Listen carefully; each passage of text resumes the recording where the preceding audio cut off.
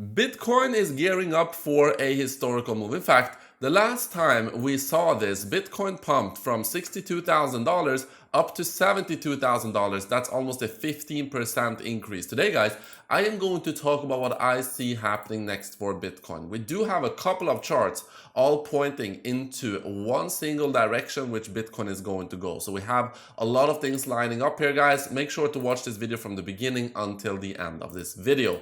Welcome back, everybody. My name is Chris, bringing you cryptocurrency videos every day, teaching you how to make money in this market. If you are new to the channel, then make sure to subscribe and activate the bell right now.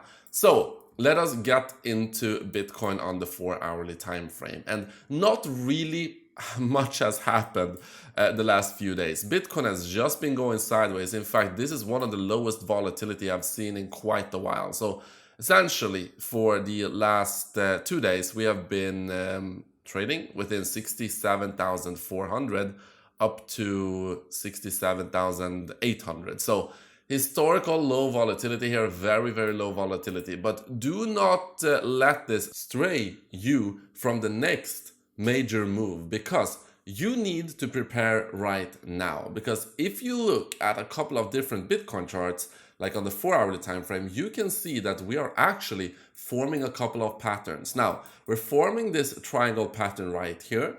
And I mean, you can take this potentially from this as well. Nonetheless, this is a pattern that is being formed right now for Bitcoin on the 4-hourly time frame. And the last time we saw this, you can see we saw something similar right here in, well, it was actually early May, so not that long ago. But this is when we saw a little bit of a triangle formation form as well. And then when we finally broke out of it, you can see that we pumped from $63,000 up to $72,000. Just like I said in the intro, it's actually a 14% increase. So are we going to see the same thing happen here? Well, let us see. But this is not the only thing I wanted to talk about today, because if you also look at Ethereum, you can see that Ethereum actually did manage to not break down from my key level at 3,681. So Ethereum is still holding up quite well here, and we want this level to hold, this orange line at 3,677. Why? Because this is really the last level of support until we potentially, if we break down from this point, then really the next level of support is all the way down at 3,267. So then this gain here, these massive candles, you know, they could be in trouble here. We could retrace some of that. So it is good to see that we are comfortably above this point here. And I do not think that we are going to break down from this point, to be honest. Even though we're very close to it right now, we're only like 3.5%. I do think there's a decent chance that this is going to hold. Because as you know, if you've been watching my previous videos, I've been saying that I think that Ethereum is gonna actually be one of the big gainers. Yes, we already have the spot Ethereum ETF approved, okay? But the key point here is that compared to the Bitcoin ETF, this came out of the blue. It was a big surprise that the Ethereum ETF was actually approved, but this means that the institutions and the people, they didn't really have time to buy the rumor, okay? This is when they panic bought the rumor. But it's not like Bitcoin where you had several months, okay? So let us see what happened for Bitcoin. If we just go to the daily time frame. Bitcoin, you had basically all of this. The spot Bitcoin ETF being approved, basically, it was pretty much confirmed. Not confirmed from the SEC, but most people were thinking that the spot Bitcoin ETF was going to be approved from October the 16th here. So all of this is by the rumor for Bitcoin, or at least this, when it got approved here in January. So this is by the rumor, and then dump the news. And then when it actually started to show that there was massive demand, it pumped Bitcoin even higher, okay? So this is something similar I think is going to happen to Ethereum, with the caveat that people were not able to front run. They were not able to buy before the spot Ethereum ETF was actually approved, because yeah, the price would just fly. So these institutions, they will have to buy off the market afterwards. So that is all fantastic. But there is something else I wanted to talk about as well. I have more charts pointing into the direction of what the next major move for Bitcoin could potentially be. So before I talk about that, actually, just quickly on the Bitcoin dominance, you can see on the weekly time frame, the Bitcoin dominance went down. So altcoins have been doing pretty well here the last week. So, or the last 2 weeks, I should say. So altcoins have been doing pretty well. And let's see if we can break this trend, because you can see that we still have an uptrend here. Okay, we still didn't make a lower low. Okay, so we need to break this trend. And if we can break this trend, then altcoins are in for some nice gains. But I think that first Ethereum is gonna run a little bit higher, and then majors, and then altcoins in general, and then the Bitcoin dominance at that point is gonna definitely be at a lower price point. So I think if you just have patience, we will be able to see some nice altcoin gains here moving forward as well. Now, what I wanted to show you was this tech dev chart. So this tech dev chart is the Bitcoin price, but you have the Bollinger Bands here in blue. So the Bollinger Bands is kind of like a cloud. It's actually the logarithmic, the logarithmic Bollinger Band width. And then you have the indicator down here. This just shows us the width. So when it's very narrow right here, it goes down a lot. So what you can see is that we've hit a historical low levels for the Bollinger Band width. So you can see that we are down here. Okay, so it's very, very narrow. This is on the 5-day chart.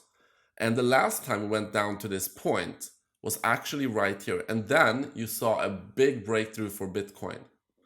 So actually, I don't know why he also didn't extend it all the way down to the left here, because here you saw something similar. You saw also the Bollinger Band width being pretty narrow right here, I guess. And then from that point, obviously we went up. And then also all the way to the left here, you see that the Bollinger Band width was very narrow here, even more narrow than what you saw or seen right now or saw right here. It's even lower here. The Bollinger Band width was very narrow. And then after that, well, we went into a massive bull run here. So, is history going to repeat? Let me know down in the comment section, but that is not all. So these are some of the events that is happening this week. You have to be ready for it. There are some significant events happening this week. So I guess the biggest ones would be the ECB rate decision on Thursday, and the US non-farm payrolls and unemployment data for May is actually on Friday. But I wanted to show you this one as well. So this is also a chart by TechDev. It is the Bitcoin price compared to the money supply. Now, why does this matter?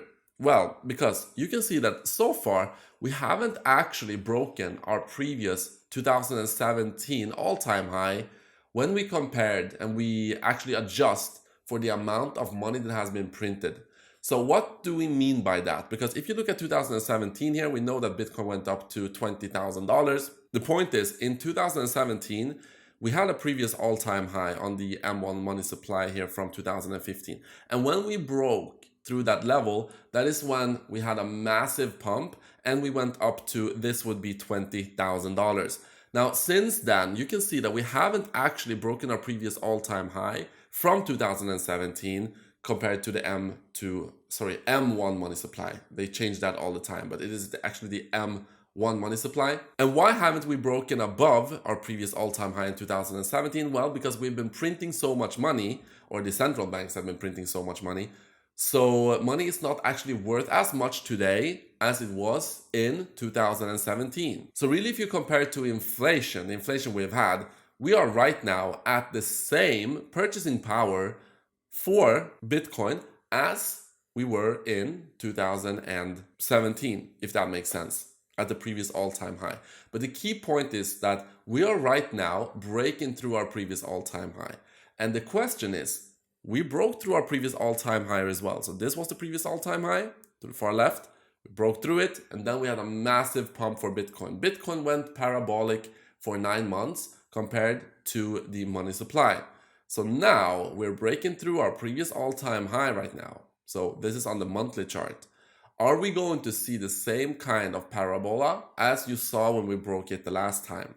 Let me know down in the comment section, but these things are all lining up, so that is good to see. Finally, what I wanted to talk about is that, meme coins are, again, meme coins tends to have these rallies where they actually lead the altcoin rallies. So most of the altcoins are actually down, but Floki, Brett, Notcoin, all of these three are meme coins, and they are really leading the rally towards the upside. And sell in May and go away, how did that work? Well, not too good, because May was actually a positive month. We went up by 11%. And this is why I said on the 1st of May, be careful with the sell in May and go away narrative, because I do think that this May in particular is not going to be a red May. I think it is going to be a green May. So everyone that purchased in May, you already made 11%. So that is all fantastic. And now the question is, are we going to go down? But here's the thing. If you look at the positive Mays in the past, so you have a positive May right now, but if you look at the positives last few years, so you can see in 2020 we had a positive May and we went down slightly in June. But look at this, very positive May, extremely positive June, very positive May, very positive June, very good May here as well. So you can see the pattern. Whenever we have had a good monthly close on May, we have always, except for one occasion where we almost went break even, but okay, a little bit of a drawdown. But when we have had a good May, it typically leads into a good June. So yeah, we will see about that as well. But that's really what I got for you guys. Also, traditional markets are opening up later on tonight.